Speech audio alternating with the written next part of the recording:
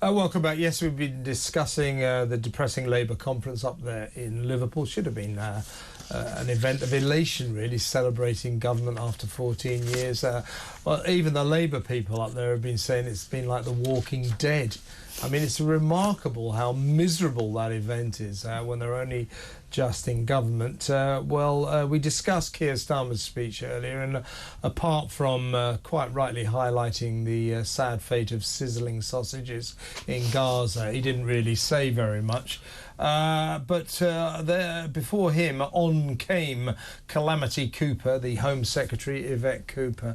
I mean, she's an experienced hand now, Isabel, but she doesn't really seem... doesn't seem to have anything to say. I mean, what she came up with was a really predictable, cliched crime crackdown. And you tweeted about it quite right. We're going to come on to her disgraceful, almost ignoring of the migrant crisis in a little while. But first of all, let's talk about what she would like us to focus on. She said she was going to sort out Britain's crime problem. And the knife crime ambition was really seriously limited. She said that she wanted to halve knife crime in 10 years. Now, hundreds of people die, maybe thousands for all I know, every year from knife crime, stabbed to death. So if, say, we'll get the numbers, I'm not quite sure how many people on average get stabbed to death in Britain in a year. It's probably about 1 million. No, it's a few dozen, I think. Yeah, say it's 100. Yeah. So in 10 years, she'd like to get it down to 50. Big deal. And also all the people who are critically or very seriously injured. Yeah. I thought that was an astonishingly low ambition. You know, half it in a decade. I'll be 60. You know, what a thought. No. Thanks. You know, you're going to half it in a decade. Look, if I were Prime Minister, I would find a way of doing I would really hope that you could near enough eliminate it in many places within 5 years. You just got to actually mean it. You only have to look at cities which aren't ravaged by knife crime. This isn't something that we all just have to somehow live with and accept. Yeah. There are ways of ensuring there isn't any knife crime. You've got to mean it. And I'm sorry, but, you know, telling the nation that you're going to get it down by half in a decade is ridiculous. Now, the government will say... I've got the details now. It's actually more than you thought. Is it? If she successfully gets the stabbing deaths down by 50% in 10 years... It's such a bad ambition.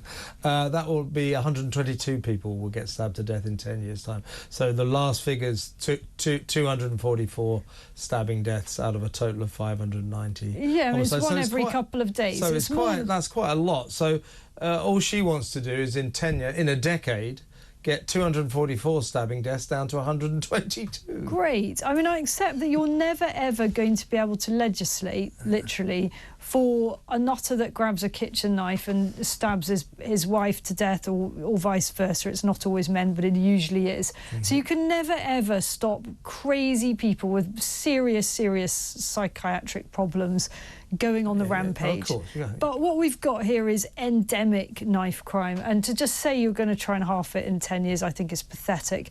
Overall, I thought her speech was unbelievably annoying. I mean, I have listened to so many hundreds of political speeches in my time. This was one of the most irritating, and it was to do with her tone.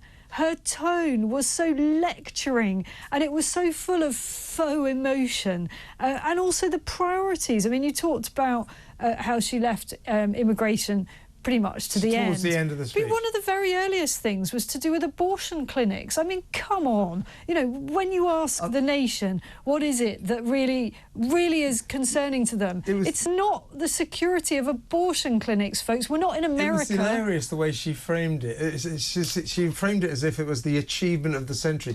They said we'd never get exclusion zones around abortion clinics so that people couldn't demonstrate there. We did it! We got exclusion. I mean, big deal. Big deal. And by the way, those exclusion zones have led to some pretty awful iniquities. I mean, for example, the Christian woman who was arrested for praying silently outside an abortion clinic. Personally, I think people have got every entitlement to stand silently. Anyway, so that I thought was very odd. I was disappointed to hear the phrase vile trade when it came to immigration. Yeah, we'll get on to that, but what was the other thing that she described the riots in the summer as racist riots? Well, this is from the sort of little red book of socialist handbook. They don't get it, do they? They just don't get it. Yeah. I mean, this is just preaching to the converted. But as I say, her primary job in the eyes of the public is to do something about the migrant crisis. Outrageously, disgracefully in my mind, she left it towards the end of the speech before she even addressed it. And of course the reason for that is she's been an abject failure. But let's remind ourselves of her powerful purple words. A serious government sees an asylum system in chaos and says we have to clear the backlog and end asylum hotels. And a serious government looks at the criminal gangs who are profiting from undermining our border security while women and children are crushed to death in crowded, flimsy, small boats, and says the gangs have got away with it for too long. We will not stand for this vile trade in human lives. A serious government knows that immigration is important, and that is why it needs to be properly managed and controlled so the system is fair. So rules are properly respected and enforced, but we never again see a shameful repeat of the Windrush scandal that let British citizens down. The Windrush scandal was ages ago. Why are you wanging on about that at this point? Hobby horse, isn't it? This is what these people like to talk about. But you know, she's kind of reduced their rhetoric. We will smash the evil people smuggling gangs to a serious government looks at the people smuggling gangs. There's a real dialing down of what she's saying about it. And of course, this smashing of the people smuggling gangs, which Keir and her said would solve the crisis. They then hire this guy, Martin Hewitt, former cop, as they finally managed to find someone sort of stupid enough to take on the job of being the boss of the Border Security Command. And it turns out he's no idiot. His first day in the job, he said, by the way, smashing the people smuggling gangs will not solve the crisis. You need a deterrent. And of course, who got rid of our only deterrent? It was Keir Starmer on day one. So this is...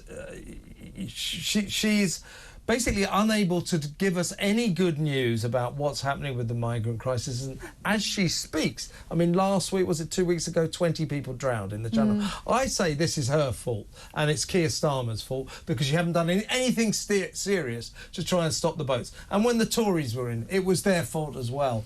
We've got to get a government that's going to stop these boats coming across, because people are dying. I found that the whole tone of it so incredibly self-congratulatory, congratulating themselves for things that they frankly haven't done or things that are pretty marginal, and at the same time tremendously sanctimonious, you know, from the moral high ground, you know, preaching to us all about how brilliant they were at putting the disorder down, as she said, over the riots. And as people who were daft enough to listen to Keir Starmer will know, he also was boasting about the way they handled the riots. Every time we have to say it, Kev, what about the way they've dealt with the thugs that attacked the police in Manchester? You know, still no movement. Right. By the way, yeah, I was thinking about that today.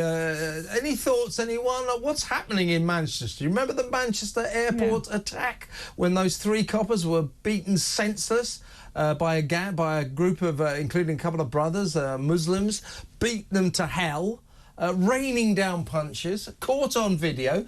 That was, I remember with my remarkable memory, July the 23rd. Yeah. Still no charges, open and shut cases, and why won't the Manchester police charge those guys? Oh, I know. Is it because they're Muslims? I'll tell you what really stuck in my throat then was that Yvette Cooper had the absolute temerity to bang on about how they're supporting the police, how this government is so supportive of the police and how they will crack down on anybody that undermines what our brave officers do. Well, great, but only certain cases and not Yeah, exactly. when it came to Manchester. Exactly right. Exactly. Only if it's a certain colour of people that are perpetrating the bad behaviour towards officers. I think what we're talking about there as well is two-tier policing, which Keir Starmer says it's not an issue. It's not an issue. No, we're all imagining it is a serious issue, and it exists, and we've got to do something about it.